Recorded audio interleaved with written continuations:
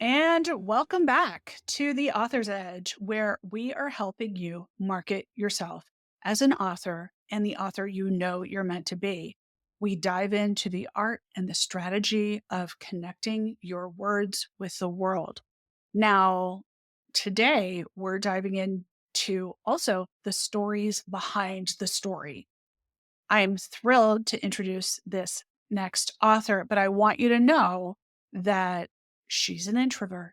Her path to publishing is, like everyone's, unique, and that she's going to share her genius when it comes to getting out of your introvert shell or staying in it and still being comfortable. Welcome to the show, Jessica Waite. Her memoir has been called lyrical and witty and deeply moving. This is her debut, The Widow's Guide to Dead Bastards. It's been praised and lauded for its raw honesty and unflinching exploration of grief and forgiveness and betrayal. I'll let you read it. We'll put it in the show notes. I want to dig in and talk to Jessica now about imperfect glory and complexities of mental health and what it means to step in to be a spokesperson for your book and yourself as an author. So, Jessica, welcome to the show. Oh, Allison, thank you so much for having me. It is a joy to be able to be here on this side of the process and talk to you. Your book just came out. So it's December. Your book came out in July. And within weeks, it was a bestseller. It was chalking up media recos, very high level, national in Canada, national in the US, getting a lot of accolades. And yet your book is such an intimate look at your life.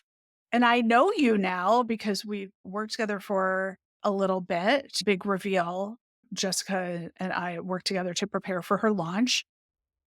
What's the hardest part about sharing your story? Or the other side of that is, how did you make it easier for yourself to step Okay. into the limelight?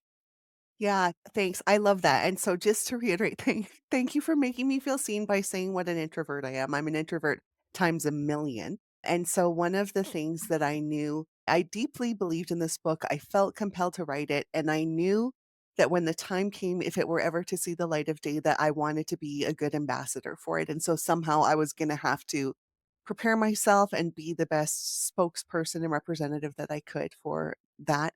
And so one of the things that I did quite early on was start to I looked at what other people were doing, but I knew that as an introverted person, some of those things were not gonna fit for me, and so it really was a matter of, like you said, finding the way I could be myself, like, most fully myself, and also represent this book in the best way that I could, and that was one of the things that working with you helped me to prepare because it gave me time to just to do little trial balloons, little trials of things to see what fits and what doesn't, and what will I be able to successfully do and meet those objectives of being a good representative, and what's just gonna make me wanna wither and die, and then don't do the wither and die things, yeah.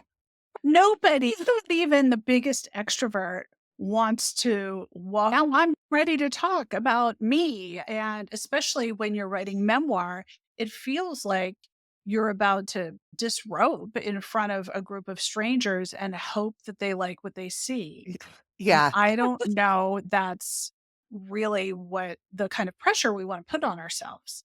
Public speaking is no one's favorite thing. It's not even my favorite thing, and I would say I fall in between introvert and extrovert because I do like my alone time for sure. The thing that you did that was so, in my view, smart is that you started with months ahead. I think we started talking in December or January, and you said, "I wanna start in January because I wanna have enough time because my launch is in July." End of July. Yeah, end of July. So that was almost 7 months before, we'll say. And I Okay. had been tracking you for a while because I knew I had this on my radar screen even before that as I was watching what other people were doing. And so I think that being aware of the launch, even before you have an agent, a deal, anything, like to know that at some point, however it's going to come into the world, you're going to release this book and to try to take some steps to be ready is really smart because so much of it is incremental. like you're like disrobe. But before you do that, you have to try showing your pinky. You know what I mean? Just like, and then build up from there and just learn how to do a little bit at a time because courage is like any kind of muscle. Like you can build it up with reps. And so, yeah, that's part of it too. I've never heard you say that, but that is mind blowing. That's a mic drop moment right there. Say it again? The Well, courage I'm is just it's like a muscle. You like that you can build it up with reps like that and just do little things. And because not only am I an introvert, but my book talks about the most intimate details of my life, my marriage, my belief system, and things that are really confronting. Like I don't talk about that socially, right? And so then to be able to talk publicly about that, I realized that I had a lot of obstacles to overcome and I was going to have to do it incrementally. And so some of that is learning how to talk about it socially. And that's one of the things I think I learned a lot from you and the speakers that you've brought in. Like you had someone come in and talk to us about how to introduce yourself, like how to talk about yourself in a way where what you do solves a problem for the other person. I can't remember exactly I can't remember her name, but Chris anyway, Jones. yeah. Yes. Yeah. Chris And so Jones, I'm the like, story brand guide. Mhm. yeah, and so then you need to be able to do that for yourself, but also with your book, with your story, and think about the things. So instead of saying, I think I used to say, if people said, "What's your book about?" I'd be like, "It's a grief memoir and a posthumous love story." Which it is that, but that's not meaningful to people and they would wanna shrink away, and then I would feel like that does not build your confidence when people shrink away from what you're saying, so it's like figuring out ways that you can talk about it that engages people, and then having that engagement with other people starts to build your confidence to speak about your book, your topic, whatever that thing is. What's your book about is the hardest question because you as an author have spent so much time crafting all the words into phrases and the phrases into sentences that you want to give like an outline in a few moments of it's about this and this is what happens in the book. But that's not really the question. The question people are asking is, so you wrote a book, why will I care about it? Yeah, What exactly right, and when I had my first meeting with the acquiring editor who eventually bought my book, he asked me, "What do you want this book to do in the world?" I can't remember exactly what I said, but I said 3 things, and then after I gave that answer, he said, "Educate, entertain, inspire." And we're looking for books that you can have a successful book that does one of those things, but if you have a book that does all 3, you're gonna have a bestseller. So when people are thinking about their own book, what is your book gonna do? Think about how does it educate, how does it entertain, how does it inspire, and then just pick one way that it does those things and then answer with some way that you don't say it like, "It inspires because of this." It's like, you don't "How have to does it fill in the inspire?" blank. No, Yes, yeah. exactly. So you pick something about it that's inspiring and then let the person that you're with, like, take the conversation from there, and so, anyway, I learned that much later than I wish I did about how to talk about it because I intellectually understood that, but that was one of the things that I think we can all learn and practice, and there's lots of times. Right. Yeah. And I remember when we were writing your bio, I think it was for the back of everyone starts with a bio that looks like a condensed version of their resume. I am a writer or I am a book coach. And we removed all the phrases about I am. And because they're there, they're assumed, they're invisible, but we know that they're there. We know that you're a writer because you wrote a book because we picked up the book. But what was left was really the value for other people, and it took the pressure off of you. I remember you saying, "Oh my gosh, you mean when I'm interviewed, they're not actually focusing on me? I don't even need to say I'm an expert in grief." No, nobody wants to be an expert in grief. You're there to No, they don't. serve. You're there to help, even when you're being interviewed about being an author or about the book itself. You're there to serve people and help. I heard you on Jessica Fine's podcast, I Don't Know How You Do It, which I love. It's a And great the podcast. two of you were doing so much to serve and help without saying, and this is what's in my book, and here's buy my book. And I loved that podcast episode so much. I listened to it twice and then I downloaded it onto my phone because I was, oh, but secondly, proud moment for me with 2 clients who are geniuses. But that switch of before you even get to your book event, you have to be able to represent or pitch your book. to, hey, I want to be on this podcast. Here's a little about me. Please don't start with I'm a writer. And when you had that breakthrough, I remember you go, my gosh, I don't need to say that. I don't need to. Yeah, it's just so nice Yeah. to not have to feel like things are about you. Like, your memoir is not really about you, except that you're the author and the central character, but it's about whatever you're going through and that other people go through that. So, like, that part I understood, but it's so hard to just, I don't know, represent yourself well, but not feel like you're just taking all the attention for yourself or something like that. And so that was the part that I think you helped me see, it just get that out of the way, and the parts that are you are like supporting the value that's for the other person, but you don't have to be upfront with that. So, yeah, that's nice to Mhm. take that pressure off. When you began stepping forward, you're at your book launch event in New York, and also there was one in Toronto, and you once again had to be in the limelight because someone has to be in the limelight with you. When we talked about how to make that easier for you, having a moderator takes the pressure off because then you're not dancing, like tap dancing in front of people and having to facilitate a conversation of one or feel like you're doing stand up. Having the conversation, I think, takes that pressure off. Have you then continued with that? Or is that how you also found that kind of dynamic to be helpful? Because you've done quite a few events since then. Yeah, I think what you're talking about is like how I think of it is like understanding that there are different roles in any event and that we're all supporting each other. And so that if you're there with a moderator, the focus is on you and you just have to answer the questions, but you don't have to think of everything and do all the introductions like to the audience. And so it's just like letting you relax into the role that you're doing. So whatever that is, however you're guesting.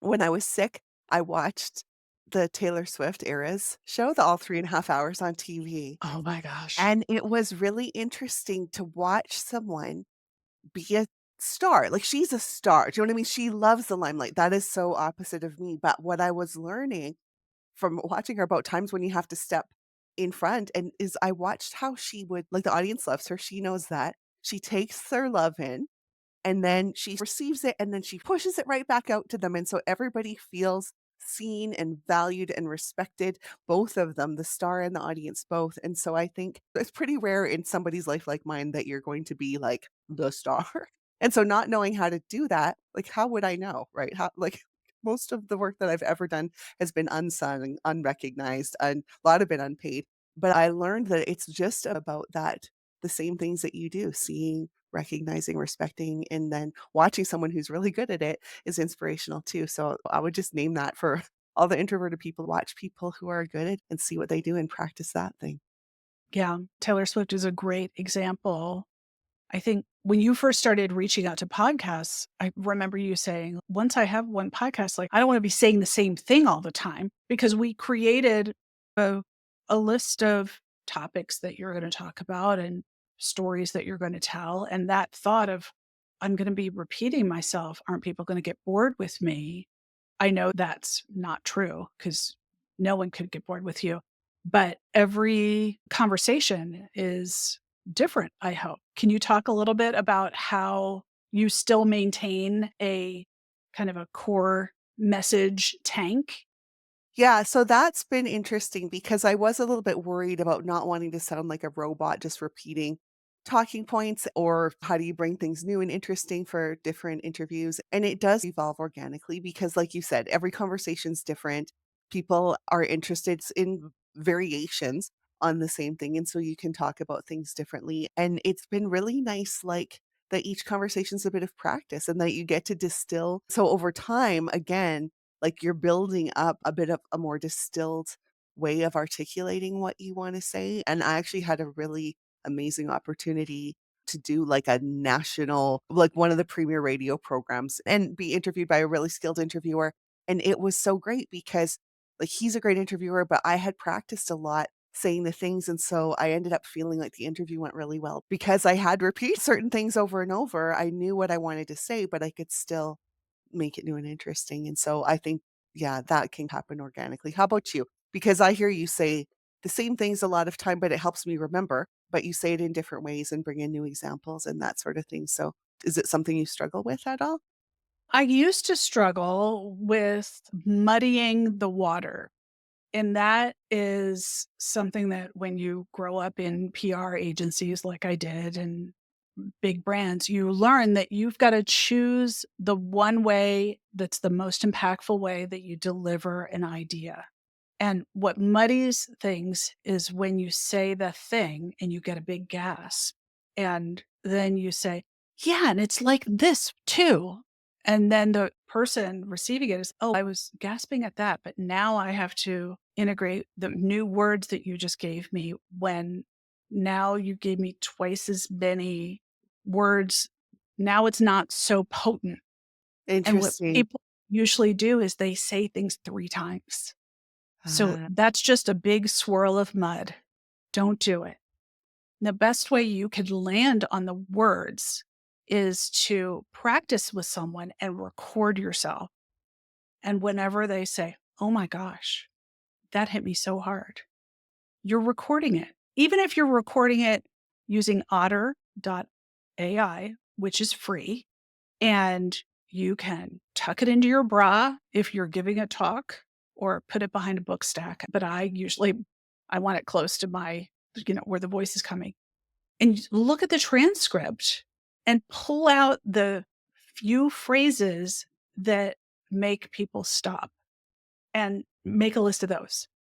When I started doing that, I could see, wow, I don't need all of these other ways. People get my point the most when I say, you are the brand and your book is the product. You're in charge of your brand. And that is why your website should be your name. That is why when you're talking about the themes that you write about, you don't have to always relate it to this one book or the podcast that you're on or the article that you wrote because you are the brand and your book is a product.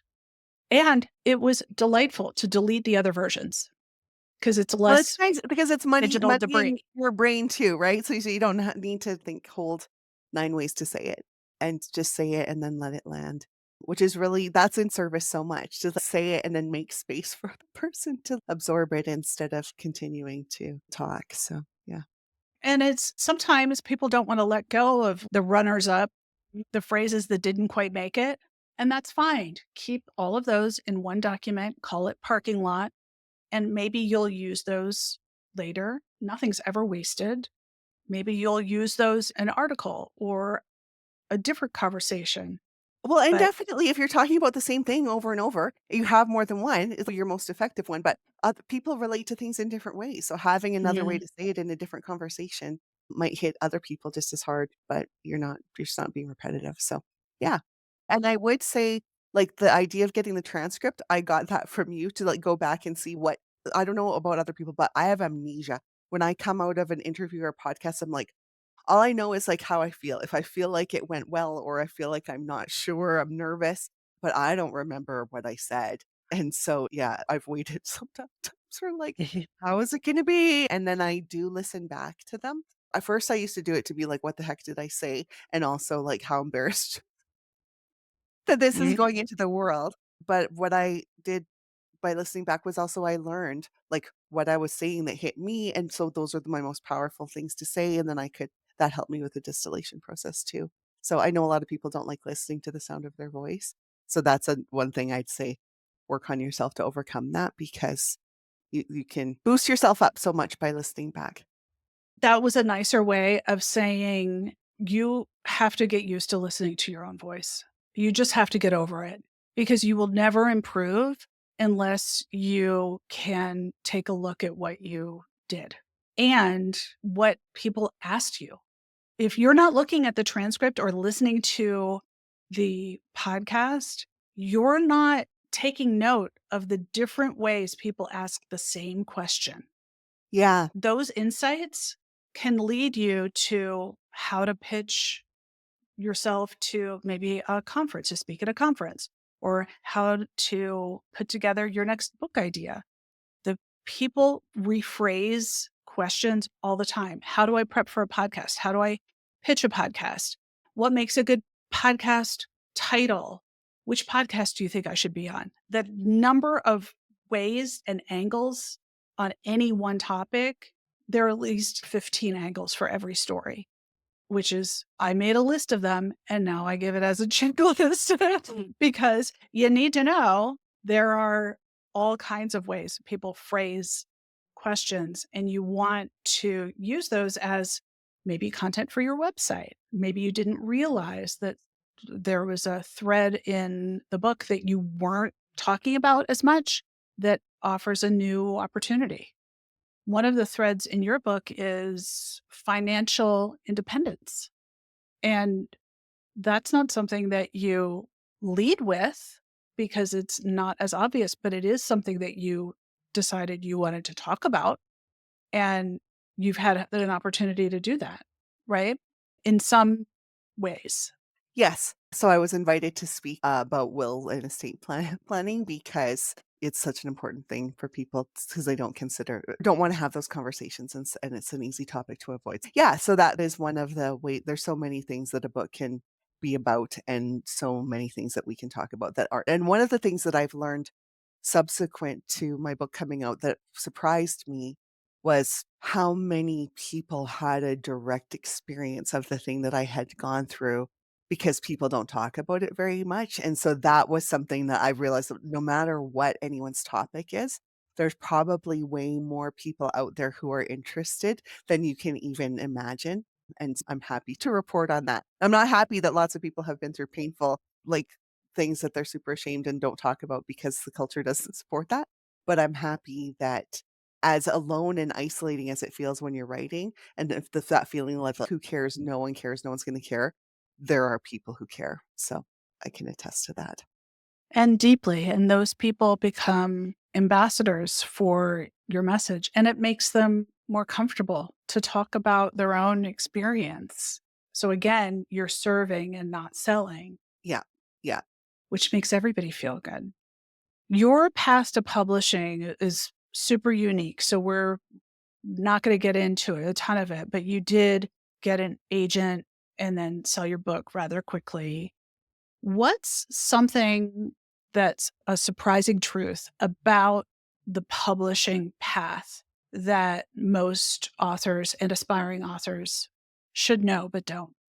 I think I would love to answer it in 2 parts because there's sides You of can the same answer it coin. One like, of them is that there's no one publishing path is gonna be the be all end all to your happiness, to your lasting happiness and joy. So it doesn't really matter what kind of deal you get, there's going to be joys and pitfalls to all of them. So that's one of the things that I think is true. And then the other one is, even if you have like I had the gold standard Big 5 publisher, there was still a lot of room for me to act on my own behalf, and I think they really appreciated that I prepared in advance, that I worked with the publicity team, but I also did some pitching on my own. I had a lot of stuff ready to go for them, and yeah, I think just really understanding like you say, you're the brand and your book is the product. I'm like, even if you have an agent, you're the agent of your own hopes, dreams, and life, and so, yeah, that you just retain a lot of the ability to act on your own behalf. that is powerful. You are the agent of your own book, dreams, will, and life. Boy, I'm going to make a t shirt. That is so powerful, especially because you were not surprised when your publisher came to you and asked for something and expected you to turn it around the next day. Hey, we drafted something for the back cover. Can you take a look? If you don't know that's coming and that it's going to be slightly different than what you've ever written, that could throw you into, I don't know what good looks like, or what does the sales catalog copy look like? It's actually different, but similar. And so all of these versions of your book description are cousins. They're not identical twins, but you knew. And sometimes you would say, that's not actually how I want to pitch this. And because they're looking to Yeah, you and for input. yes, yes, so they do look to you for input, and then the other thing is, I don't know if this is the same for everyone, but there are big lulls of time when nothing's happening for your book, like, it's like a wheel going around, and then when it's your turn, lots of things are happening, and when it's someone else's turn, nothing's happening for your book. And so that is the window. It's like waiting for the bus to come or something, but when the bus comes, it's not a bus to ride on. It's start doing it, all of the Right. activities. And so use that time productively. That's what I think that I did effectively by learning with you and then getting the materials ready, all of that stuff. Because the other thing is opportunities, like sometimes media opportunities come so fast. Like you'll just get an email. It's like urgent. Can you be on this thing at 2 o'clock today? And it's like 10:45, and you're just like, what? And so you don't want to pass that up. But if you don't have all the things that you need, and if you don't have your speaking points and the ability to just show up and do it, then that will just pass you by. And so, yeah, I was a bit surprised by how short notice some of the stuff is and how glad I was to be prepared. Part of the nuts and bolts of what you need is a headset. Like, you have to have good audio. You have to consider that you have something behind you. We don't want it to be a pile of dirty laundry. We don't want you to look like you're in a dark corner hiding from the Grinch. And if you feel like, I don't know where to be, then that can really ruin your mojo for delivering an interview that's thoughtful and that considers what the journalist or the podcast host is trying to do. So it might seem like these are tactics, but it sure does help to know. Even look behind you now, you've got your cover there on the wall, which I think I remember us talking about. Hey, let's get, I mean, in the wall, whatever. And all you have to do is send them your cover. And if you don't have a book yet, you still want some kind of background. It could be your favorite books. It's nice when it's a real thing and not one of those, like, AI strange things that's The yeah, the fake background? blur thing or the Yeah. yeah, because it makes it look like you're hiding something. It's okay, just paint a wall, something, anything. Yeah, We'll I make it get sometimes for whatever reason people have to use those, but it's easy because you can't move around when you have a fake background. It's nicer if you can to have something that's there. when you met your agent. And you have a tremendous agent, Sam Hyatt at the Rights Factory. We love him. He's such a storyteller and an advocate and a visionary. But most agents are, run the gamut, just like a realtor could really help you envision what your house could be. And some realtors want to show up and say, okay, let me know when it's ready and I'll put a sign out front. Agents come in all types. Sam is one who is really sees where you can go. Sam's He's actually tremendous, right? and Sam is the president of the Rights Factory, and my agent is actually Stacy Condla at the Rights Factory. Oh, okay. I think something that you're pointing to is some agencies are better than others at working together, like teamwork and mentorship and yeah, taking a team approach. And so, yeah, that's one of the things I really appreciate about Sam, even though he's not my agent, he showed up to my event in New York. So, yeah, it's nice to know that there's a team that's got you. Okay, let me ask that again then, because this whole time I thought Sam was your agent. I know now that you're saying Stacey, it's not. So let's talk about agents for a second, because people, when they're looking for an agent, I think sometimes they think that they're looking for a love match, like a bestie they're going to go on vacation with. And if that's your match, super great. But most agents, keep in mind, they only get paid when you get paid, the 100% commission. They are salespeople. And if you happen to match with an agent who can offer partnership or suggestion on how you could build your brand, super. But usually they're not stepping in as your marketing manager. P.S. That's my job. Your agent, Stacey Conlett, is part of a larger agency that has a different way of going about things. The rights agents, the rights factory. Can you talk about your relationship and what you've observed there? What people can expect from this type of agent? Yeah, well, Stacy was a really great agent for me, like in terms of being easy to work with, and she sold my book right away. And the Rights Factory, they have a good sort of teamwork approach. The president of the Rights Factory, Sam Hyatt, who I know you know him, Allison, but I think he sent the submission list to him. He reviewed it, said, make sure you don't leave off this person, whatever, like that sort of thing. And so they take a team approach, which is really nice. And then Sam came to my event in New York because he's there half the time. And it's nice to know that you're represented by the agency, not just the agent. And also, I do think having a good vibe with a person and trusting them and liking them, liking working with them, that's important. But as long as the person's professional and can do their job, and as long as you can get the emotional support and care that you need from somewhere, it doesn't have to be the agent relationship. And I wouldn't expect that because I think most agents do not have time. Like my agent has a lot of clients. And so I feel like I'm important to her, but I don't call her like all the time and ask for advice on trivial things. It's like when something big happens, I can go to her. And that's one of the things is like a tabloid story falsely reported something about me. And it was a big whirlwind of stress. And I got on the phone with, Shock. yeah, shock. And the other thing, I guess I would love for people to know that was very surprising. Like it was surprising to me that this happened because I'm like, who cares about like, me or my story in a way that you want to disparage it or put out false things about it. But you don't have to take every media opportunity that comes around because if a tabloid happens to notice you, you will get circled by bottom feeders for a period of time. You don't have to talk to someone just because they have a big outlet or a lot of people. You can always have the choice to say no. And so I felt very backed up by my agent and publisher when that happened too, when it wasn't a good opportunity. And yeah, I guess that might be one of the things, like even a new question that you could ask when you're going in to talk to them is like, how do you view, like, is all publicity good? You could ask a question like, is all publicity good? And see how they answer that question and see if that aligns with what you think about it. Yeah, there are such strange things that can happen, and several of them have happened to you. The other strange thing is the day your book launched, there were copycat books Oh my up god. for sale on retailer sites.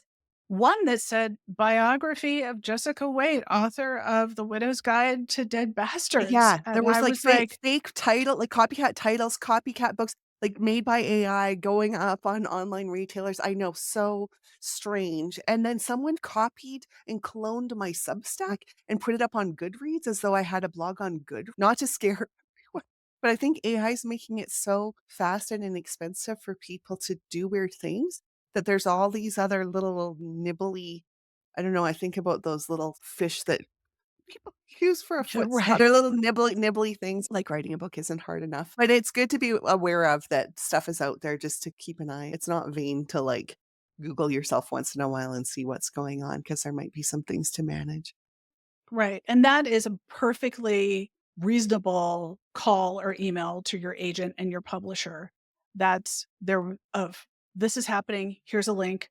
Please get these removed. That's something that they can manage. Usually, though, an agent is just like a realtor. They sell your house, but they're not coming over to your house to help you paint the kitchen. So they do have a scope of work. And if you're thinking, what should I do now? Or do you think I should offer courses or something? They might be someone that you bounce things off of. But usually my clients come back to me to say, I have a half an hour with my agent. I want to make sure I get what I need from her. And then Allison, you and I will do everything else. Great. That's good. Here's something that only your agent can tell you. And if you have a half an hour with her, you want straight answers about these couple things that you wouldn't be able to know. Like no author has access to book scan their numbers of how many copies of your book entirely have sold. And oftentimes they don't even tell you how many copies of your book were printed so that you know, like, did they print 2,500 copies or 75,000 copies? It'd be good to know. Mhm. And you don't know. And you can tell from Amazon how many copies have sold when you go into Author Central, how many copies have sold on Amazon, but it doesn't include everything or any other retailer site. So you do have to get that from either your publisher or your agent if your agency is big enough to have a book scan license, which is like having a Nielsen license. So it's very expensive and you have to be an agency or a publisher to have that. Those are great reasons to incorporate a conversation with your agent. But if you hadn't reached out to them, those copycats would still be up and you're going to have to keep watching because they pop back up. They go I down, they pop know. back up. They They're do. like crabgrass. Sorry, it's They are. true. But I wanna say one other thing. Not to toot my own horn, but one other very anomalous thing happened with my book, which was that it actually hit a bestseller list almost 2 weeks before it went on sale, because when the pre-orders got, like, into the warehouse, they started shipping them out, and they get counted as a sale when they leave the warehouse, and so suddenly, yeah, 2 weeks before it was on sale, it was on the bestseller list, and people were starting to read it, and it was so great, and I really attribute a lot of that to, like, the work that we did to try to build some presale interest, and also, it was a little bit shocking and scary that I wasn't emotionally ready because I was, like, all geared up for this one day, and then Yeah, something happened, like, before that, and I was like, "Oh, no, oh, no," and I was so it's really funny, like, you just can't anticipate what the ups and downs are gonna be and how it's gonna go, but it's really nice to have people to celebrate wins with and to call on when things are not going well or you're feeling a bit scared or anxious or down on yourself, whatever. So having good trusted people in your corner, I can't say enough about how important that is. So thanks for being one of those, Allison. I'm on your team. I'm on your team. Now's the time when we talk about a book you love. What book do you love right now that you think people should be reading? I'm reading a book that's a little bit outside of my usual, but I'm loving it's called Takedown by Ali Bryan, and it's a story of a young like a high school wrestler, it's a YA book actually, whose dad is needs a really expensive medical treatment that might save him, and so she ends up deciding secretly to go in a cage fight, like a MMA sort of thing to earn money. I know. I'm super peaceful. It's Takedown by Ali Bryan. What I love about it is just, like, how much heart this person is and how much we never see scrappy young women fighting. Do you know what I mean? I think Katniss Everdeen, like that sort of type of like vibe. Mhm. It's like not so common. And so anyway, I'm really enjoying Takedown by Ali Bryan, a YA book about a girl fighter. Thank you. I can't wait to get that. I bet my daughter will love that too. She has a hard time choosing from between all the options in the bookstore, and then she'll say, "I don't see anything." You just looked at every book. Choose one. That is one of the hard things. Like I love a bookstore, but sometimes there's like decision overwhelm. So it's Yeah. nice to have recommendations for sure. Jessica, where can people find you? Yeah, I have a website. It's currently under renovation, but it's Jessica Waite, Waite .work, WORK. And so that's where my main home base is. And if they haven't found my book yet, it's coming out in paperback in a few months in the new year's. Hooray. Yes. And before we call this podcast complete, what's one thing you want people to know? I think that there's a lot about this that can be fun. And so to try to find the things that you can do about it that light you up and use those as your guidepost. Awesome. Thank you so much. We're going to put every resource, every book, every person that we mentioned today in the show notes so that when people pour through and they say, "What was that book again?" Just go to the show notes. It's there. And also links to Jessica and your socials and even the coverage in Chatelaine Magazine and the Toronto Star. Gosh, so much good stuff. And I'm so happy for you. Thank you for being here. Thanks, Allison.